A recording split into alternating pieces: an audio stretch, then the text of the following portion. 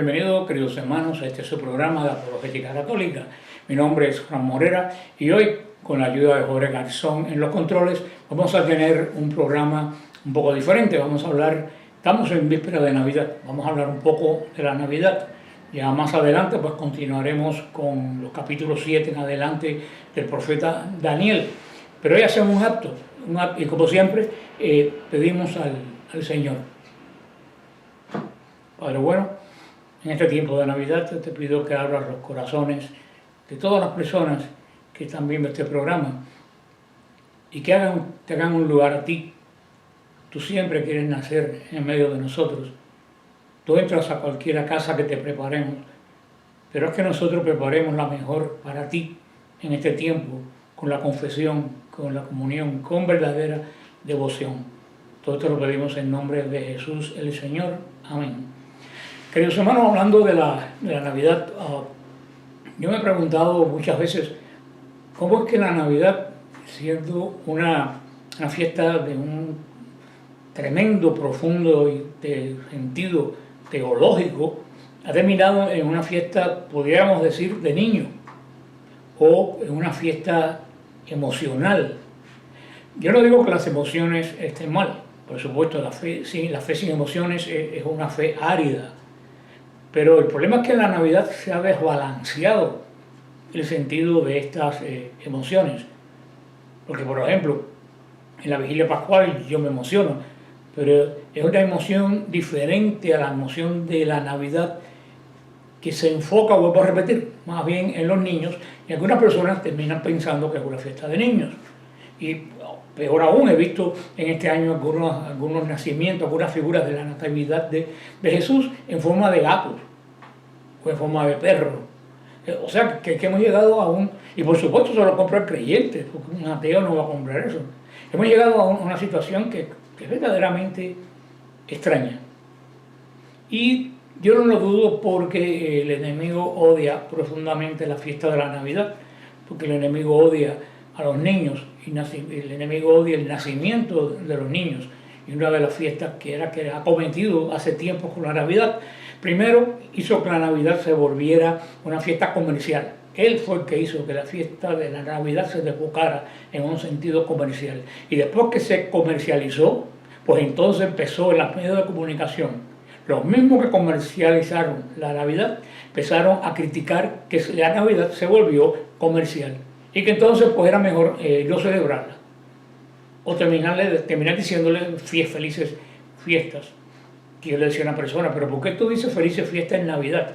Yo le decía a esa persona, cuando yo te vea el 1 de enero, ¿qué tú me vas a decir? Me dijo, feliz año. Pues no, tú debías decirme entonces feliz fiesta el 1 de enero. ¿Verdad que no suena? No suena porque detrás de ese feliz fiesta hay un profundo cargo de negatividad en cuanto al nacimiento de Jesús.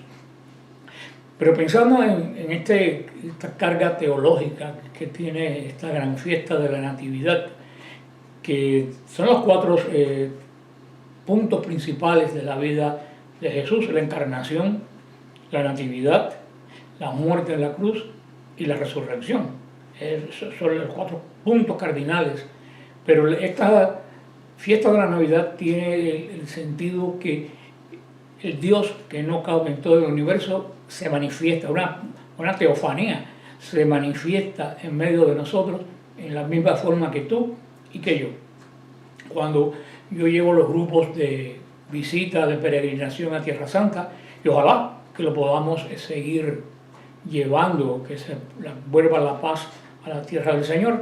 Cuando vamos siempre a la cueva de Belén, yo le digo a las personas, siempre yo trato de que besen la estrella y que se queden al fondo de la cueva, porque la gente besa la estrella y sigue y se va. Yo, que la gente se queda al fondo, leemos ahí el Evangelio de la Natividad, y yo les digo a ellos, esta cueva oyó algo que nunca jamás en el mundo y en el universo se había oído. Estas piedras de esta cueva oyeron llorar a Dios, porque lo primero que hacen los niños cuando nacen es llorar. Es un lugar profundamente emocional, pero para entender esto de la teología de la Navidad, como siempre tenemos que irnos atrás al libro del Génesis. porque tenemos que saber para qué vino Cristo. Si yo le pregunto a una persona para qué vino Cristo, pues me va a decir ciertamente para salvarnos. Y si yo le pregunto para salvarnos de qué, pues va a decir para salvarnos del pecado, lo cual es cierto. Entonces, cuando uno le pregunta ¿y cómo nos salvó? En la cruz. Y la otra pregunta, ¿y por qué llegó a la cruz? Ahí es cuando pues hay diferentes respuestas más o menos acertadas. Pero todo esto tiene un sentido. Yo digo que todas las cosas de Dios son de sentido común. Cuando tú veas que algo no tiene sentido común, créeme que eso no es de Dios. Este sentido común nos lleva al Génesis, en el libro del Génesis, cuando Dios crea al hombre y a la mujer, los crea llenos de gracia, tal como la Santísima Virgen. Adán y Eva fueron creados sin pecado, llenos totalmente de la gracia de Dios. La gracia es algo que yo no sé cómo explicarse a las personas que dicen que es la amistad inmerecida de Dios, pero es más que eso. La gracia es algo de Dios que nos da a nosotros, que nos hace parecernos a Él, no ser Él, parecernos a Él. Y hizo al hombre imagen y semejanza. Cuando Dios miraba al hombre, se miraba a Él en el hombre. La gente piensa que imagen y semejanza es lo mismo, y no es lo mismo. Por ejemplo, imagen, tú te miras en el espejo cuando te levantas por la mañana, y en el espejo refleja tu imagen, eres tú. No eres tú, porque no tienes tus sentimientos ni tu vida, la vida la tienes tú, pero te refleja exactamente igual a como tú eres. Es tu imagen. Tú te puedes reconocer inmediatamente en el espejo. La semejanza, volviendo al espejo, es como cuando ustedes van a las ferias, a estas casetas de cristal que hay en las ferias, que distorsionan a uno, que uno se ve alto, con los brazos largos, bajito, con la cabeza chiquita, ancho. Cuando tú vas a esas casetas, la imagen que se refleja en esos cristales es la tuya, la misma que tuviste en el espejo. Pero ahora, ¿qué sucede? Tú no te reconoces. ¿Y por qué tú no te reconoces? Porque perdiste la semejanza. Así sucede cuando el hombre voluntariamente reniega de la obediencia y la voluntad de Dios. El hombre siguió siendo imagen de Dios, porque Dios no se arrepiente nunca de lo que hace. Pero el hombre perdió la semejanza con Dios. ¿Por qué? Porque en el hombre entró el pecado y el hombre perdió la gracia. Al hombre perder la gracia no se parecía a Dios. Eso es lo que dice la palabra de Dios, que Dios lo buscó, lo buscaba, y sabía que ellos se habían escondido porque ellos sabían que algo grande había pasado. Y a partir de ese momento, Dios no puede reconocer al hombre. Es como cuando tú te miras en el espejo de la feria, que lo ves todo distorsionado. El hombre a partir de ahí se volvió, pudiéramos decir, que extraño a Dios. Ustedes dirán, bueno, Dios lo sabe todo, definitivamente lo sabe todo, pero hay algo que Dios no sabía. ¿Cómo es eso? Dios no sabía lo que es el dolor. En Dios no hay dolor, y hasta la creación no había habido dolor. Dios no sabía lo que siente el hombre cuando se aleja de Dios. Dios no conocía el mal, porque en Dios no hay mal. Así que de repente esta criatura, ver que era su imagen y semejanza, se le volvió un ser incomprensible, en el sentido que Dios no podía, en la santidad de él, entender las consecuencias del mal en el hombre. Por eso es que dice la Sagrada Escritura, dice San Pablo, que a través de la palabra se hizo todo, absolutamente todo. Para nosotros la palabra es esto, sonidos. En Dios la palabra no es sonido, en Dios la palabra es una persona. En Dios todo es diferente. En Dios esa palabra activa de Dios, San Juan la llama el Verbo, que es una persona, tal como el Padre. Son dos personas totalmente diferentes de un solo Dios verdadero. A través de esa palabra, fíjate que Dios no crea con las manos, Dios crea con la palabra. Y dijo Dios, hágase. Y dijo Dios, hágase. Ese hágase para nosotros un sonido en Dios, ese es Cristo, el Verbo. Todo se hizo a través del Verbo, dice San Pablo. Pues bien, cuando todo se desarregló, fue el mismo quien lo hizo, quien viene a repararlo. Por eso la segunda persona, el verbo, la palabra, es el que viene y se encarna para reparar el daño que había sucedido en el hombre.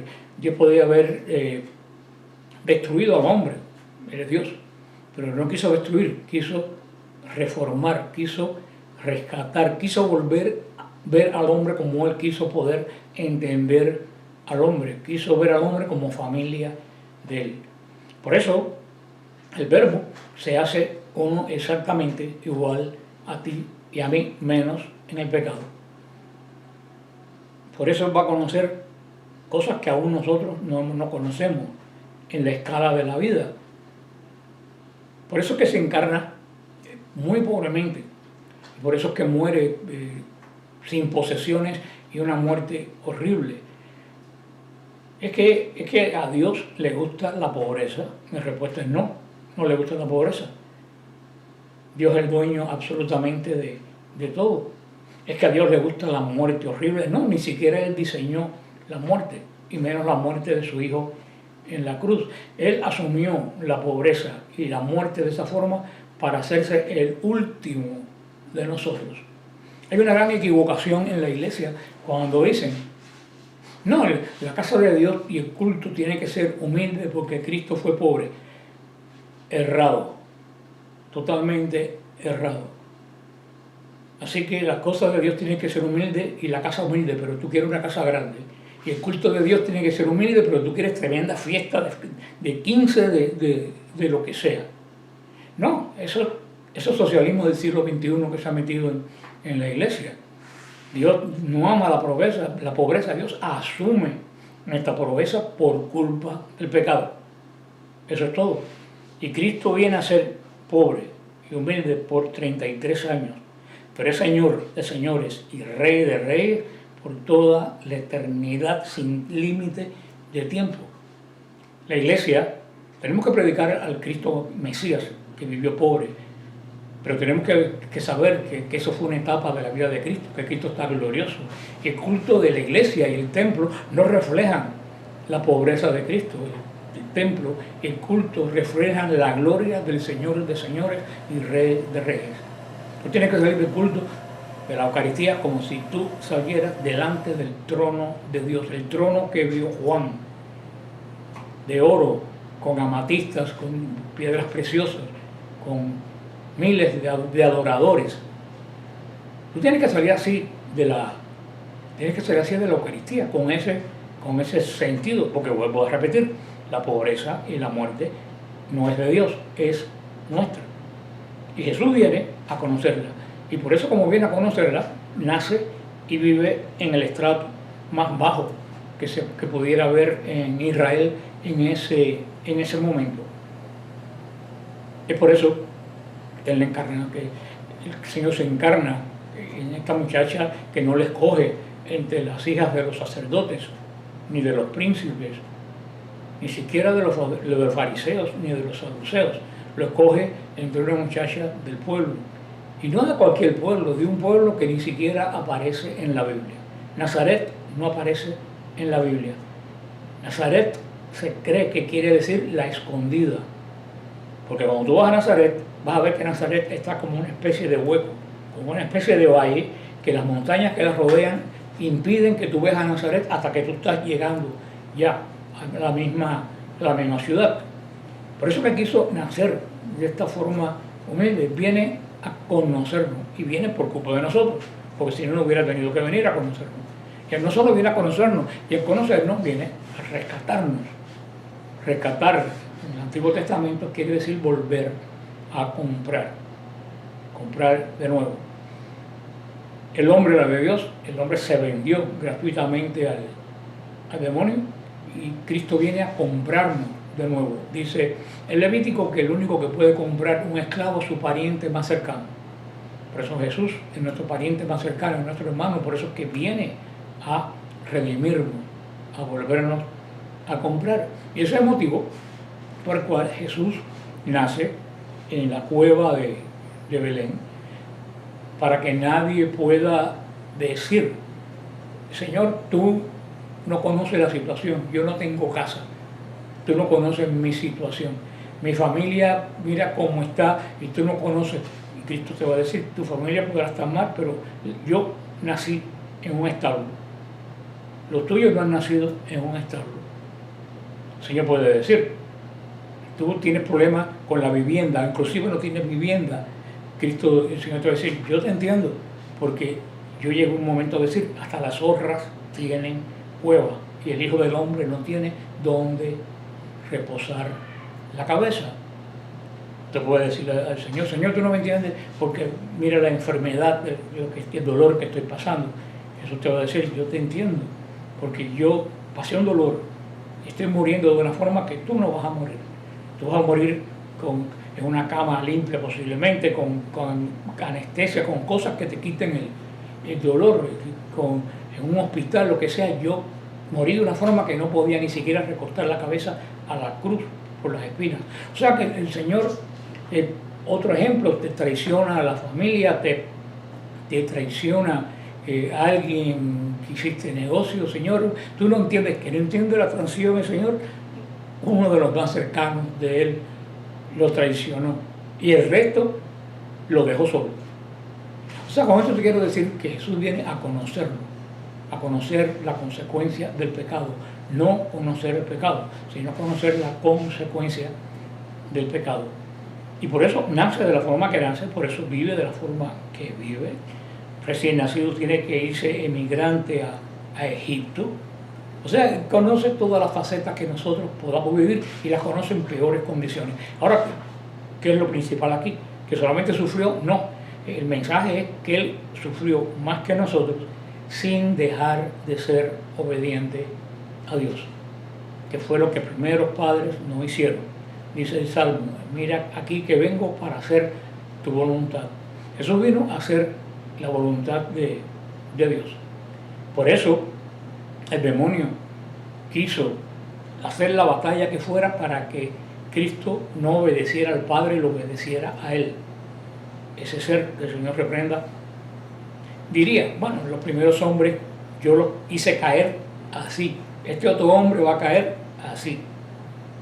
Este personaje nefasto diría, si el pueblo de Israel, el pueblo de Dios por el desierto, yo lo hice caer montones de veces, este hombre va a caer así. Porque el demonio no lo sabe todo, gracias a Dios. El demonio sabía que Cristo era el Mesías, pero no estaba seguro si Cristo era Dios. Por eso, si ustedes ven la inquietud de él en preguntarle siempre, ¿eres tú el Hijo de Dios? Hasta en la cruz se lo pregunta. Cristo muriendo y bien le dice, si tú eres Hijo de Dios. Cuando se enteró era demasiado tarde. El demonio no conoce todo el plan de Dios, conoce lo que Dios le quiere revelar. Pues él viene desde el comienzo, el demonio lanza este ataque de muerte a través de Herodes contra el niño. Vuelvo a repetir, el demonio odia profundamente a los niños, porque los niños le recuerdan a él la fecundidad de la mujer y le recuerda la esterilidad de él. Él es muy soberbio y la soberbia lleva a la envidia, y él no puede soportar que, siendo una creación tan alta, un ser supuestamente menor que él, porque es material, pueda engendrar imagen de Dios, y él no la puede engendrar. Él es estéril. Por eso que odia a la mujer, por eso que odia a la familia, por eso que odia el matrimonio, por eso que odia a los niños. Y aquí comienza esta gran batalla entre el enemigo y Jesús. El enemigo hace que Cristo tomara su voluntad y lo adorara, lo sirviera a él y no a Dios, tal como hizo Eva y como hizo pues Adán. El Evangelio resume magníficamente en las tentaciones en el desierto. Ahí vemos los tres tipos de tentaciones que hay, como el demonio lo tienta con el hambre, con la fama, con las cosas materiales, con todo lo que nos tienta a nosotros. Y Jesús siempre lo vence citando la palabra de Dios, la palabra revelada. Él no dice nada nuevo, él solamente le dice lo que ya Dios había revelado. Por eso que para vencer al demonio tenemos que conocer la palabra de Dios. Y así vemos que en todo este caminar Jesús firme en hacer la voluntad de Dios y el demonio firme en hacerlo caer. Llega ya a la última parte del drama. El demonio, no sabiendo qué hacer más para que Jesús lo siguiera a él, lo lleva a la muerte más horrenda que puede existir en ese momento, que ha existido yo creo en todos los tiempos, que es la muerte por crucifixión. No tenemos tiempo de explicar la muerte por crucifixión, pero era verdaderamente horrible desde el punto moral, porque estaban desnudos, desde el punto de vista físico, porque los dolores eran espantosos, de incomodidad, porque estaba colgando de su propia...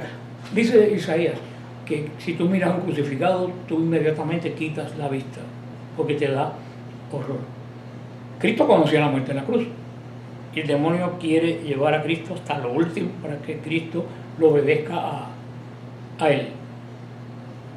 Por eso Jesús, la noche antes de la muerte en la cruz, porque Jesús por supuesto que conocía la muerte en cruz, y fíjate qué curioso, es la única vez que se conoce en la historia que los judíos piden muerte de cruz para otros judíos. La muerte de cruz era una muerte romana para los esclavos y delincuentes. Los judíos mataban a pedrada como Esteban y como la adúltera. El demonio se preocupó de que los judíos pidieran la peor muerte para Jesús, para que Jesús se rindiera a él. Y sabemos todo el proceso de la pasión del Señor, pero fíjate que llegamos a la cruz, ya Jesús lo había pasado todo, ya había dicho 6 palabras, ya había estado sufriendo unas flagelaciones horribles, que en la sábana santa se ve que no se sabe cómo llegó vivo a la cruz. Lleva 6 horas colgando del madero, habiendo perdido muchísima sangre anterior, tiene calambre. En ese momento el demonio lo ataca, porque eres un ser miserable. Él te ataca a ti solamente cuando tú estás débil, cuando tú estás fuerte no te ataca. Por eso en ese momento el demonio le da la última tentación: si tú eres hijo de Dios, bájate. En cierto sentido le digo, si tú eres hijo de Dios, ¿para qué? Fíjate que no le pregunta si es Dios, él le pregunta si eres hijo de Dios. De una forma le quiso decir, bájate, tú estás sufriendo todo esto por unas personas que ni te van a hacer caso, que en el futuro se van a burlar de ti y del sufrimiento, se van a burlar de la cruz, te van a escarnecer, te van a ofender. Tú estás pasando este trabajo por ese tipo de personas que no vale la pena. Bájate de aquí y vas a tener un triunfo tremendo. Pero el Señor no quería el triunfo del demonio ni de la fama, quería el triunfo de la obediencia. Y por eso aquí se decide la cuestión, porque Cristo hace lo que Eva, Cristo no hace lo que Eva hizo. ¿Cuál fue el gran problema de Eva? Dialogar con el demonio. La intención de Eva fue buena, dialogar, explicar algo, pero con el demonio no se puede dialogar. Desde el momento que tú dialogas con el demonio, tú perdiste la partida, porque eres terriblemente astuto. Por eso cuando vuelve de nuevo a atacar a Jesús en la cruz, Cristo no le habló ni lo miró. Lo ignoró como si no existiera quien había hablado por boca del mal ladrón. Después de estar muriendo Cristo de esos terribles y horrendos dolores, y no escuchar ni dialogar ni importar el demonio, ¿qué más podía hacer el demonio para que Cristo desobedeciera a su Padre? No podía hacer más nada. Por eso que ahí es el triunfo de Jesús, cuando eres obediente hasta el último momento. Por eso que en toda nuestra vida no podemos decir que Él no nos comprende. Por eso que es el mediador entre Dios y los hombres. Porque Él conoce a Dios y Él conoce perfectamente al hombre, porque eres Dios y porque eres hombre. A partir de ese momento, hermano, toda tu vida, todo lo que tú vayas con tu dolor a Jesús, Él lo entiende. Y así se lo transmite a su Padre. Y podríamos hablar más de esto, pero solamente yo quería hacer este programa por la cercanía de la Navidad. Y todo esto comienza con la fiesta, comienza con la encarnación, que para mí es una fiesta grandiosa, que yo nunca he entendido por qué no es fiesta de precepto en la iglesia, cuando es una de las fiestas más grandiosas que hay. Pero estamos hablando de la Natividad. Comienza en el momento que Él aparece en nuestro mundo. Y eso es lo que celebramos el 25 de diciembre. ¿Ustedes creen que la celebración que hacemos nosotros es digna de lo que sucedió?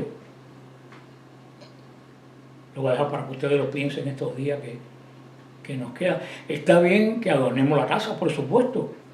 La fiesta de la Navidad tiene su raíz en el Hanukkah, cuando todo el templo de Israel se llenaba de luces, porque se había consagrado el altar nuevo y se había botado el que se había profanado.